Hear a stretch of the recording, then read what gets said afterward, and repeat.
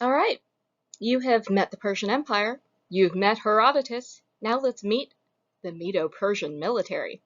On we go. On to the war stuff. Meet a Persian, although this is labeled correctly as a Medo-Persian Empire warrior, but most likely this is from a noble Persian household. We know that the Persian cavalry was the backbone of Persian success in their conquest of and absorption of the Medes, and this was the heart of the King's Guard. Some of the King's Guard. There was also an infantry unit, but the Persian cavalry was a key component of their success and the thing that they were most feared for, because they had perfected the art of horseback archery. As we mentioned in the chariot section, horseback archery is difficult. You have to train from being just a little kid on the basics of riding, let alone riding with a bow, and it's even more complicated because stirrups have not been invented yet. Stirrups are invented in the 600s CE in China, so nobody has stirrups at any point in this course content. And indeed, you can see our Persian here does not have stirrups. Not just no stirrups, though, but there's no saddle. It's a blanket, trousers, and then bareback. To do bareback archery takes a lot of skill. You really have to train hard. This has to be a major part of what you do with your day every day in order to be combat effective doing this. But if you are pretty darn unstoppable because they can shoot anywhere. One of the things that the Persians and later the Parthians still perfected was not just shooting forward as you're riding at people, but turning around and shooting backwards as your horse is retreating, which takes phenomenal skill because you have to drive the horse while looking the other way. Nuts! Yeah, nuts. You have to be really, really good. And that's why people were so terrified of the Persian cavalry. Also, side note, frequently mispronounced word, cavalry is when people on horses are fighting you. Calvary is the hill on which Jesus was crucified. So, Calvary Baptist Church, cavalry charge. It's pedantic, but thank me later. Okay. Anything else I want to say about this fellow? One nifty thing that's going on here. If you look at how the bow is being gripped, there's a single forefinger and then the thumb is curled around.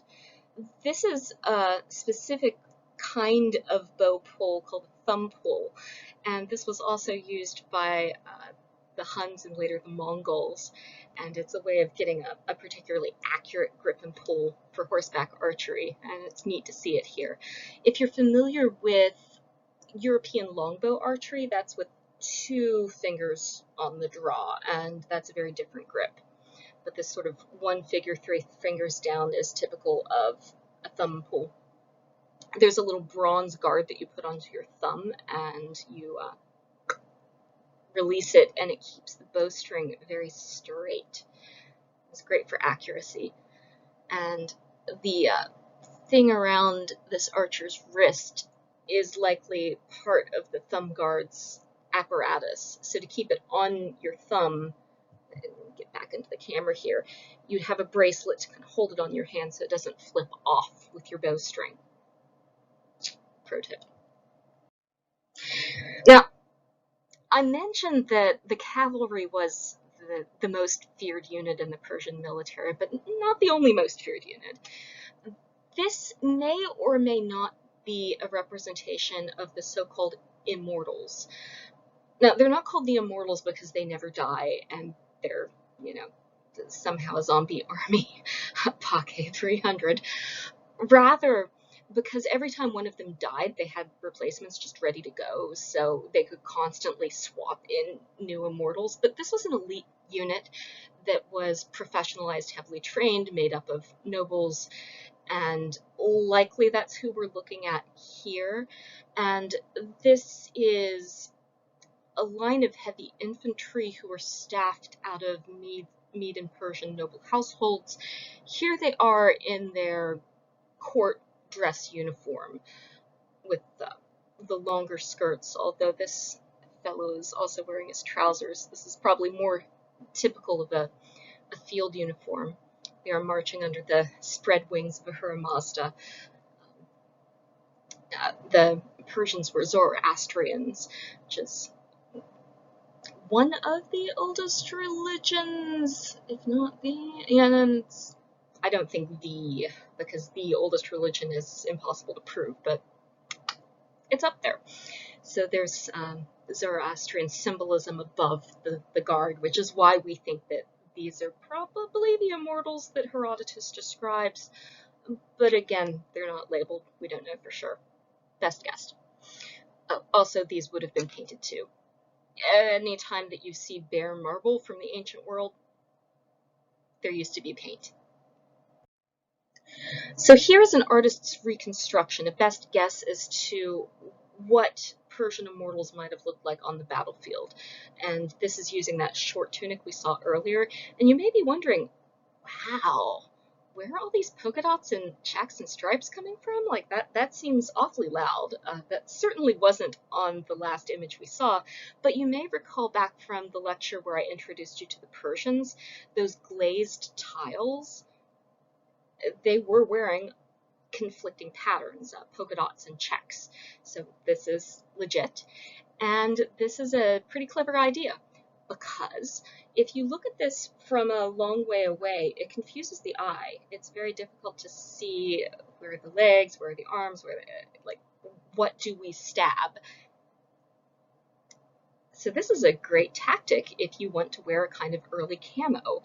So this is Persian camouflage, and it may not look like camouflage, right? This is loud, and the colors are legit. All of these colors we can back up with archaeological finds and paint traces. We see it in Greek art too, so it's independently attested. This is a thing. It's pretty smart. So should you ever, in an emergency, need to face your enemy and you don't have any actual camo, try like wearing a flannel shirt and your polka dot stretch pants. It's pretty effective, and also very smart if you're fighting in the ancient Near East and North Africa.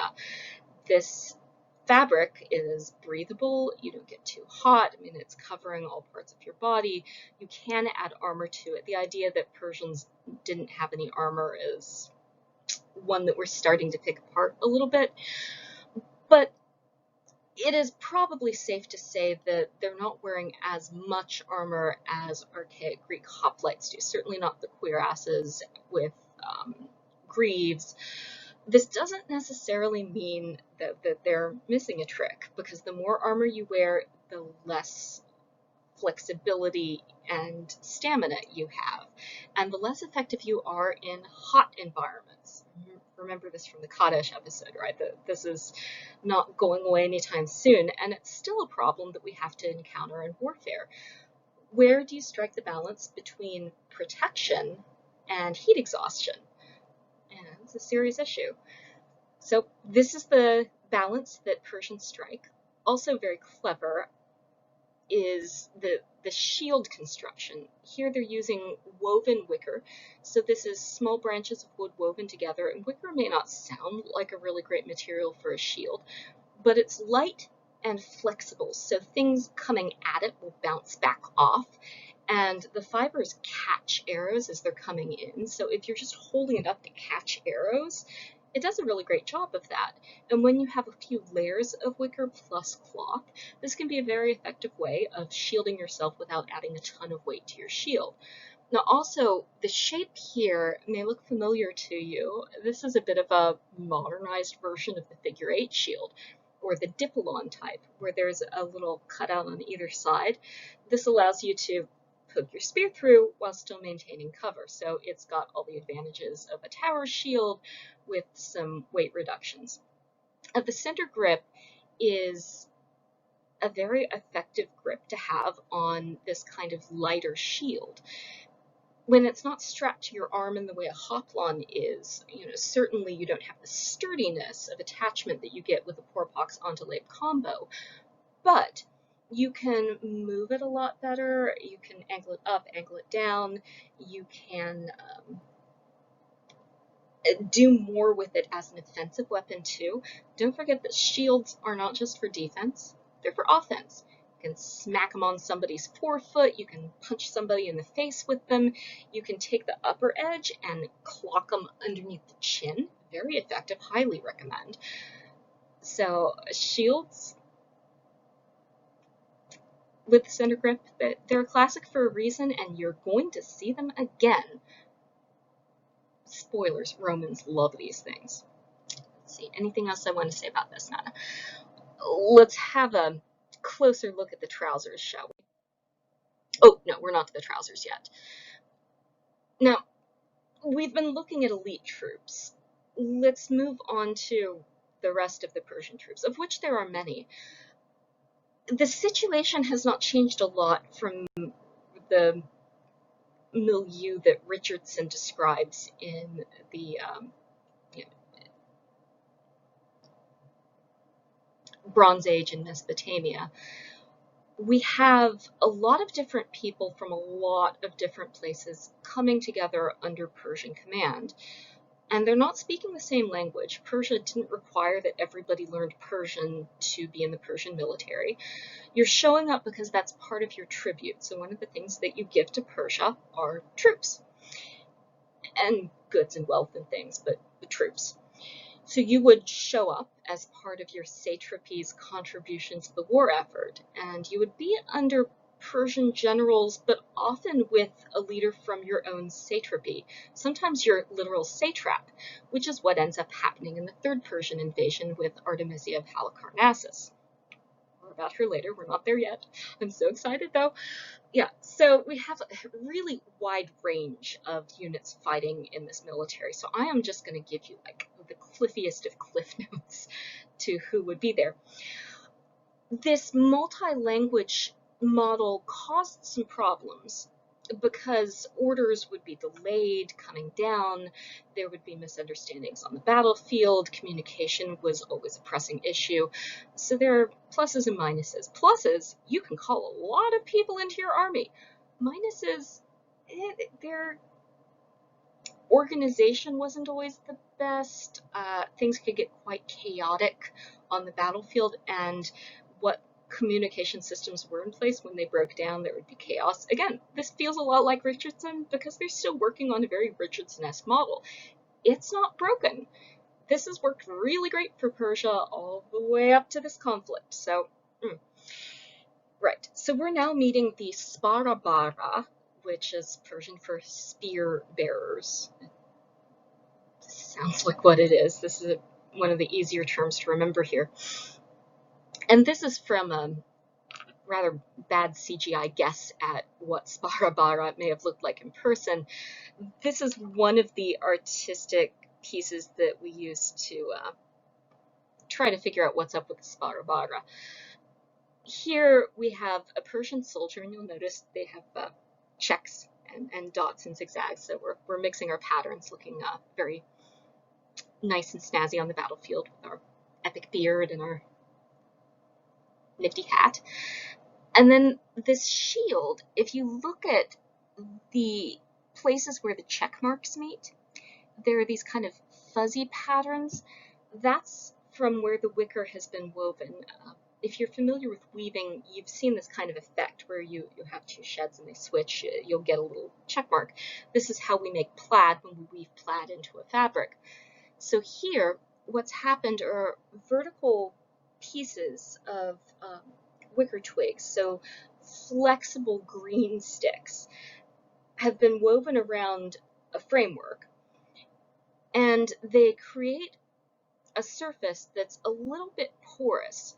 So this gives you a tower shield that you can kind of see through. And it's not a bad idea, because what it lacks in penetrability, it makes up for invisibility. Remember, this is a problem that Greek hoplites are constantly contending with, is you have to kind of look over the top of your shield in order to see what you're doing. Sparabara don't have to do that. They're looking through the wicker of their shield, most likely. the fact that we can see the woven pattern tells us that there isn't a covering on this, right? They haven't put rawhide on it like we saw with Mycenaean tower shields. So this does suggest a pretty porous shield type. Our animator has suggested that the spears are literally going through the shield, which I don't think makes any dang sense. That's a really ineffective way to wield your spear. It'll get stuck. Like, what happens if it gets stuck in somebody and then, like, your shield is stuck on the person that you skewered it? It makes no sense. That's silly. No, what's more likely to be happening, and what our Sparabara is doing here, is he's got a thrusting spear and an overhand grip, and he's thrusting it sidelong. At least probably the guy next to him here is. Or is that the? Yeah, no, that's his. While our hoplite is coming at him over here, and inexplicably he's got his helmet flaps up, either to hear better or so that we can see his handsome face, because heroic nudity makes you do stupid things. All right. Ah, yes, about those pants. Pardon me a minute, this is going to be a dorky moment, but I'm super into textile history. It's one of my hobbies and favorite experimental archaeology things. So here we go. This is a kind of fabric called sprang, and sprang is not the same thing as knit. So knitted fabric was invented in the Middle Ages. We don't see it before about 1000 CE. Some people try to push it earlier, but no, not really. There isn't support for knitting like with knitting needles until 1000 CE. So there's no stirrups, no knit fabric. So what do we do to make these stretchy leggings, you may ask? Well, that's where sprang comes in. So sprang is a way of braiding string that's been put onto a frame. And you can see someone doing it here. See how they're braiding the strings on this frame that's holding all of the strings in order. It's a little bit sort of like braiding a friendship bracelet, only not with knots. You're just twisting it, and it creates a very stretchy, springy leggings fabric that can be made into patterns much like you see here. This is a reconstruction of a piece of Greek statuary. This is from the archaic Parthenon, for those of you who are into ancient statues. You don't need to know this for this course.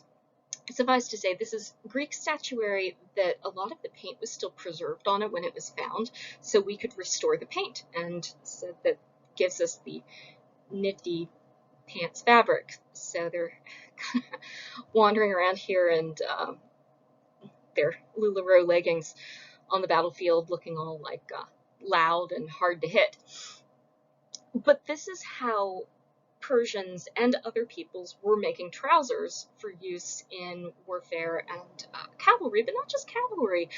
We see it on infantry people, and it makes a certain amount of sense, right? There's a lot of mobility. This is a stretchy fabric that conforms to your body. It doesn't get caught on things. It's easy to repair, and it also looks really confusing if all of you are wearing it and you're on a battlefield. And keep in mind, the Persians don't have, nobody has uniforms ever in the ancient world.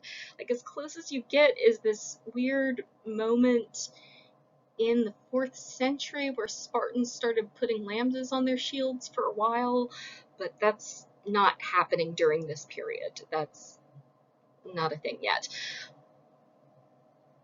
This would have been just visually overwhelming, especially if you're not used to seeing a lot of color. Part of why you have these colorful statues on temples is because temples are special. It's a place where you put your expensive dyes to make the gods look all pretty and colorful. But yeah, so pants research is a subcategory of research that you can do in military history, not just pants, but fabric. We tend to think of fabric as something other than military history, but if you've ever been in a combat situation, I'm sure you can attest, fabric is really important. It's part of your materials, and if you are not comfortable, you're not going to be able to fight well. If your clothing doesn't suit what you're doing with it, you're not going to be effective on the battlefield. So the invention of stretchy fabric is a really important step forward. Now, spraying was available to Greeks on the mainland. They just decided to go in a different direction with the tunics and the greaves on the bare legs, in part because the Persians did pants. One of the things that Greek mainlanders start doing in order to show that they're not Medizing is they go for a very heavily anti-pants agenda, to the point where Greek-speaking doctors eventually believe that pants are bad for you because they crowd your testicles and they can make you eventually shrink your testicles and then you turn into a woman. So now you know the truth about pants. All right, next topic.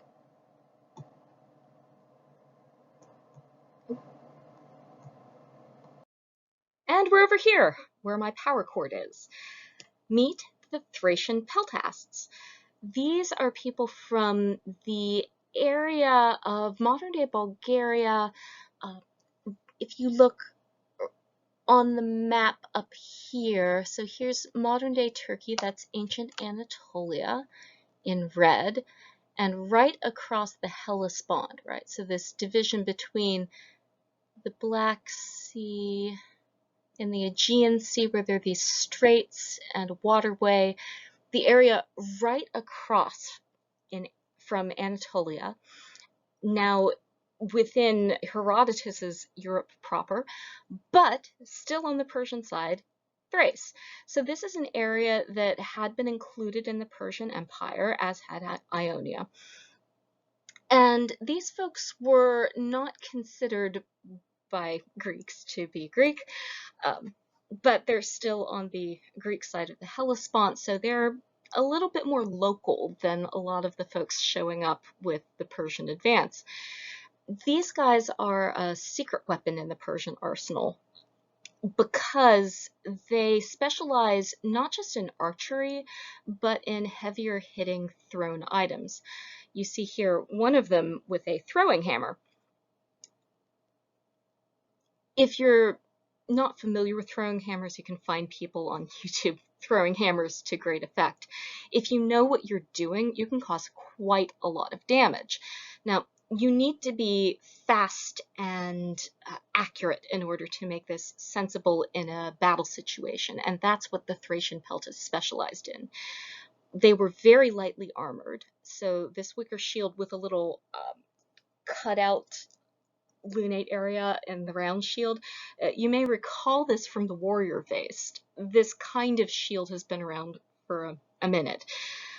But this particular Peltast picture shows why you might want this kind of shield.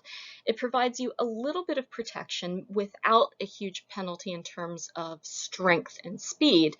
And the cutout allows you to see clearly so that when you throw your hammer, you can get it right on the nose, if you're very lucky, a literal nose, and then run away before you get a volley in return, which is why they're so lightly armed with very flexible shoes. So their weapons were a combination of speed on foot, hammer to the face, and getting away before you could hit back at them. This particular Peltast has extras in their quiver right here. They would also be armed with sling bullets. So these are rocks in a leather sling that you use rotational speed to get them up and throw them.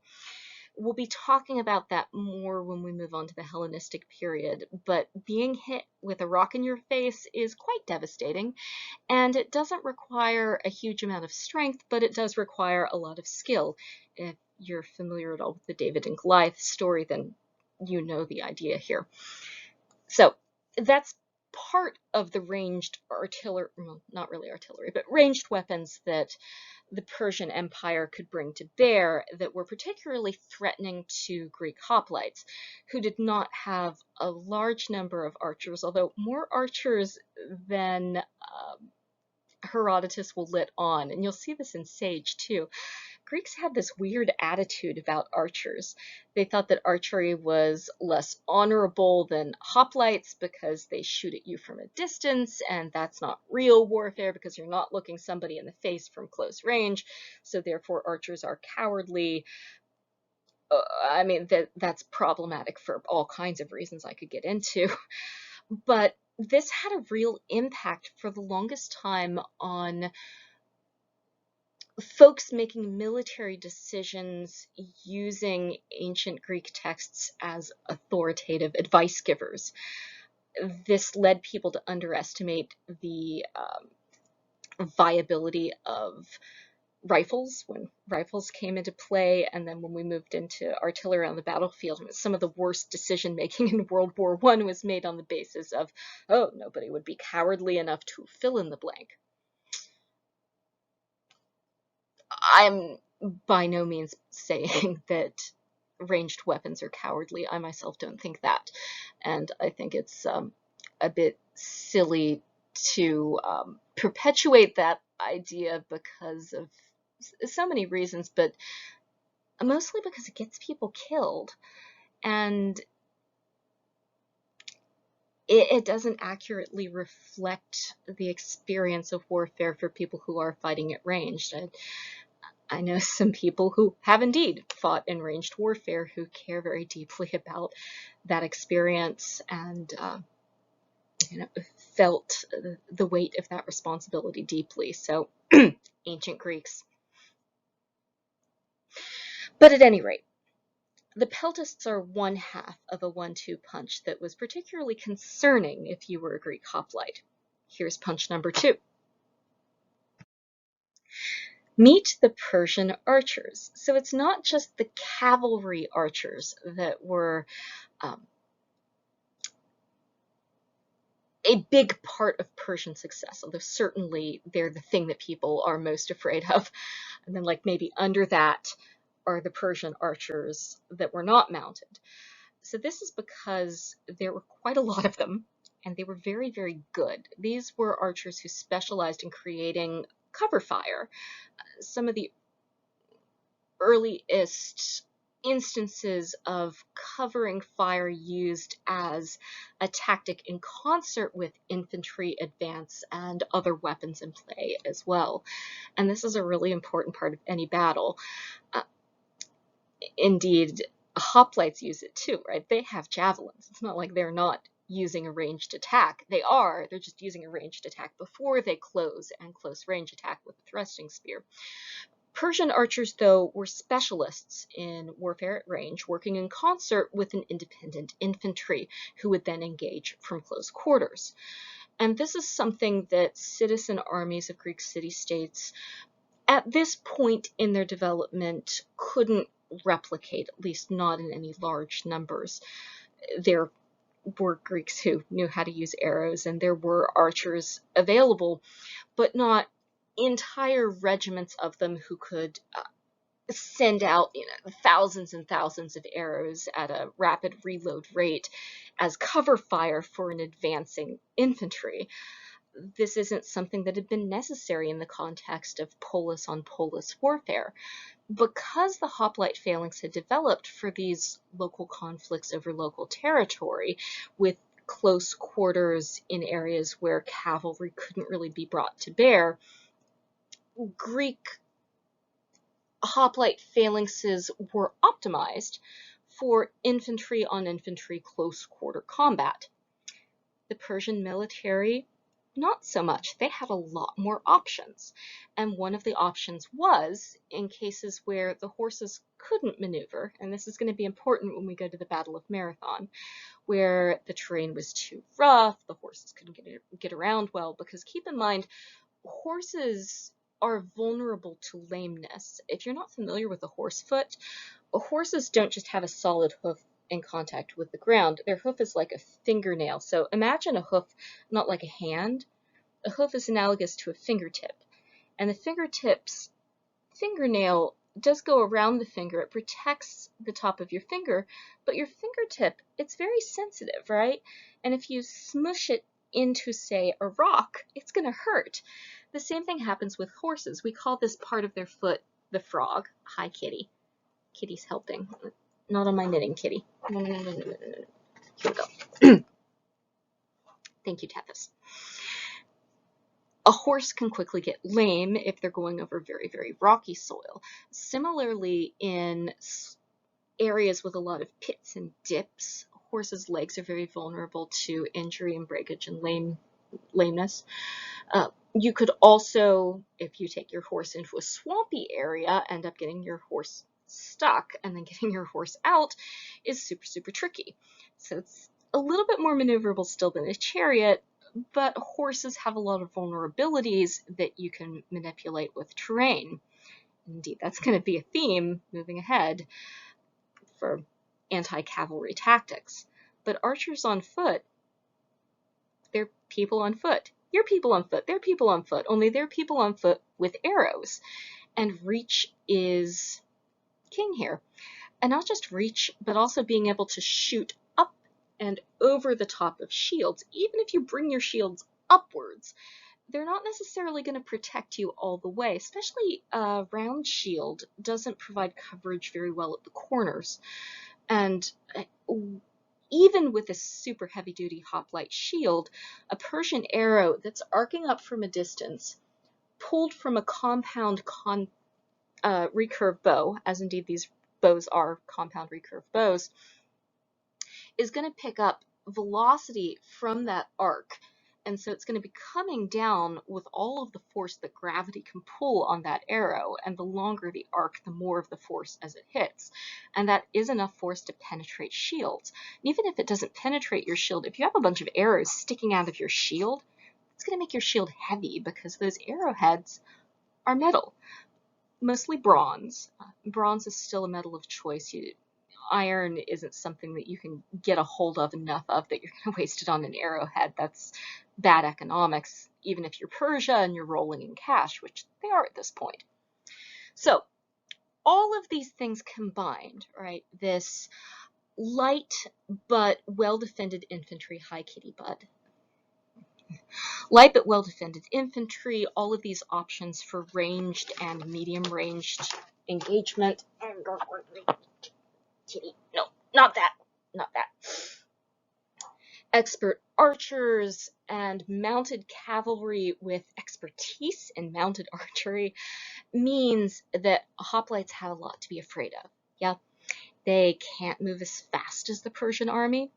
They can't dodge all of the arrows. They are very vulnerable until they close at close range, and they're not used to fighting against massed archery units or cavalry in the Archaic period, yeah. I mean, the Archaic period, Greece is getting a bit more cosmopolitan.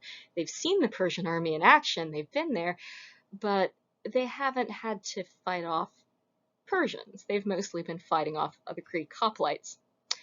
So that's what we're staring across the plain of Marathon at. Us, being the Athenians and their allies from Plataea. Silly me. Potidaia's next war. That's why we're feeling pretty nervous. So when we pick up in the next lecture, we're going to see how this turns out. How does the Greek army, massed at Marathon, manage to push back the Persian, well, we'll talk about whether invasion is the right word for this, but you know, there are Persians, they are on Athenian turf, they have weapons. It's kind of an invasion. Spoilers, the Greeks win the Battle of Marathon. Just, you know, I want to put that out there. All right, guys, I will see you next lecture, and so probably will Tethys. Say bye-bye, Tethys.